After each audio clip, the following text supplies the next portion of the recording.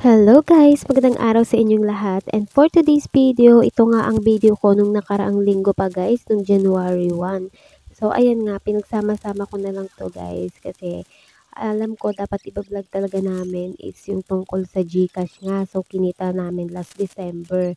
Ang kaso guys, dahil nga sobrang busy talaga namin itong January 1, tapos anong oras na din kami natulog yan, tapos ang aga din namin gumising.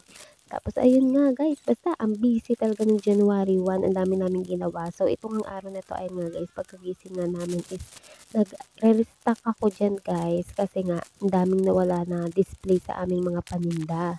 Alam nyo ba guys na pinaghandaan talaga namin yung pagsalubong ng January 1.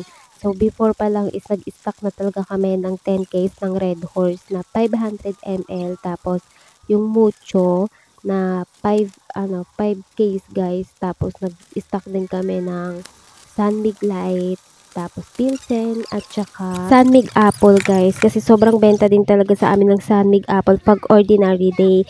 Nakakatawa nga guys kasi nag-invest so nag-reserve talaga kami ng maraming Red Horse. Tapos ang bibilhin pala ng mga tao dito sa amin is yung mga medyo mamahalin na alak katulad ng Pundador, Alfonso, GSM. Tapos yung yung isa, ano pa ba isa? Yung MP. So, ayan yung mga pinagbibili sa amin, guys. Pero, ayun nga, ang nabawas sa Red Doors namin is 2 case lang. Yung Sunmig Apple, guys, sold out kasi mabenta talaga yan. Lalo na sa mga babae. Yun, mga babae kasi kadalasan umiinom yan. So, ayun nga, guys. Nakakatawa, 'di ba? Pero at least nga, buti nga din talaga is marami din kaming stock ng mga ganong alak. Kasi, before pa lang naman is mahilig na magbibili yung asawa ko ng ganong alak. Anyway, ulit guys, mabalik nga tayo dito sa aking video guys. So, ito na yung video namin tungkol sa GCash, yung kinita namin. Kasi hindi to masyadong detalyado.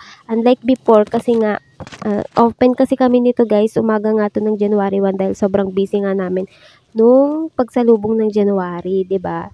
Kaya ayan guys, hindi to masyadong detalyado. Ito nga guys, naka-mic ako. So, let me know sa comment section guys kung okay lang ba yung sound ng mic ko. Kasi nga, i-voice over ko lang itong plug namin na to kasi nga hindi masyadong detalyado. So, ito nga yung mic ko guys, is in-order ko lang sa Shopee. Mumurahin lang to guys, hindi pa natin afford magmamahalin. So, ayun nga guys, okay lang ba yung sound ng mic ko? Gusto ko kasi ito naka-mic kasi kung naririnig nyo, 'di ba, hindi masyadong maingay yung paligid ko, nalilesen yung mga sounds. Kasi alam niyo naman guys na napakaingay talaga palagi sa paligid ko. Katulad na lang ngayon na itong anak ko nga ay nanonood ng TV at nagkukwento-kwento pa nga kung naririnig nyo. Kung hindi din ba siya masakit sa tenga guys pag pinapakinggan, kasi alam nyo ba na may napapanood din kasi akong ibang mga vlogger na naka-mic, tapos may mga nagko-comment nga na ang sakit daw sa tenga pakinggan ng boses nila, baka dahil sa mic, ganyan. Kaya ayan guys, sana may sumagot sa akin dyan sa comment section kung pangit ba pakinggan yung boses ko sa mic. So ayan, ganun. Anyway, ulit guys, puro na lang talaga ako anyway, ano ba naman yan. Ayan, mabalik tayo dito sa aking video. So ito nga yung video namin tungkol sa GCash. So ayan guys, di nyo tanaw, 'di ba? Hindi nyo makita talaga kung ilan ba binibilang namin, ganyan. Pero sasabihin ko na sa inyo guys na yung natira sa lahat ng tubo ng GCash na kinita namin this month ng December, yung month ng December is, ang natira is 4,000 mahigit. So, naawas na lahat nun guys nabayaran na namin lahat ng dapat bayaran, mga bills ilaw, yung mga bahay, hulugan, basta lahat guys na bayaran na namin lahat. And ayun nga guys, medyo malit lang yung natira ngayon kasi nga nagbayad din talaga kami ng buo sa bahay namin ngayon na 7K guys, kami nagbayad niyan kasi ayun, basta guys, ay naku, mahabang kwento.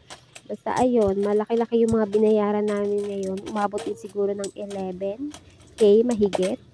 Tapos ayan nga, ang natira is 4K mahigit.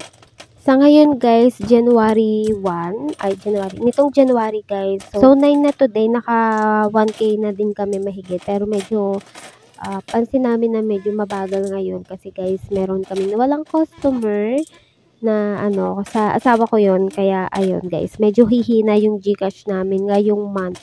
So ayun guys, ganun talaga guys. Alam nyo naman na sinasabi ko nga sa inyo na yung kita sa GCash ay depende din talaga sa mga customer nyo and kung nasang lugar kayo. So sabi ko nga sa inyo, may mga customer kami sa asawa ko na malaki din yung kita namin sa kanila kasi guys, everyday before ganon. Kaya malaki yung kinikita namin sa GCash. So, sa ngayon is nawala na sila. Kaya, ayan, hihina yung kita namin sa GCash. Pero, hopefully guys na medyo ano din, lumakas konti yung aming GCash na mabayaran yung mga bills namin guys. Kasi ang dami talagang bayarin guys. Ano ba naman yan? Sumasakit yung ulo ko. Yung nagnegosyo ka para kumita ka, magkapera ka. Pero ang dumami sa iyo is yung mga bayarin. Medyo masakit sa ulo guys. So, buti na lang din talaga yung araw na to na bumili kami ng washing. Ang ginawa na lang namin, hindi na kami kumuha ng hulugan kasi ang hirap din talaga ng may hulugan guys. Alam niyo yan. Kaya ang ginawa na lang namin, sa GCash na lang kami kumuha. Tapos sa GCash na lang din kami magbabayad.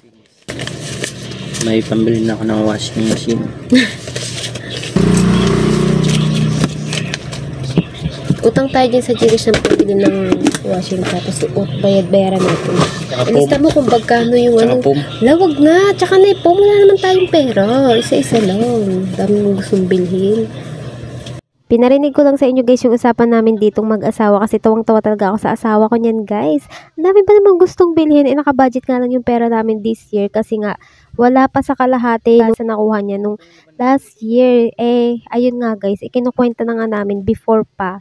Sobrang tagal pa ng bonus niya pero kwentado na kung ano yung mga bibilhin namin. Kasi kaming dalawa guys, kami mag-asawa, simula nag-asawa kami, every year talaga meron kaming goal na gamit na dapat mabili namin to, mabili namin yan. So yun nga dapat yung mga nakatakda naming bilhin. Tapos may gusto pa nga kaming puntahan na lugar sa birthday ni Patantan. Kasi may isang dream pa si Tantan na gusto niyang gawin, na gusto sana naming tuparin ngayong taon bago siya mag 5 years old. Ganun talaga ang buhay guys. Minsan may mga bagay tayo na hindi inaasahan, may mga plano na hindi natutupad. Hay nako. So anyway guys, sumating na naman nga tayo dito sa dulo ng aking video. Maraming salamat po sa lahat na nagsusubscribe and nanonood sa aking video. So muli po, samahan niyo ako para sa aking susunod na video. Yun lamang. Thank you for watching again and bye!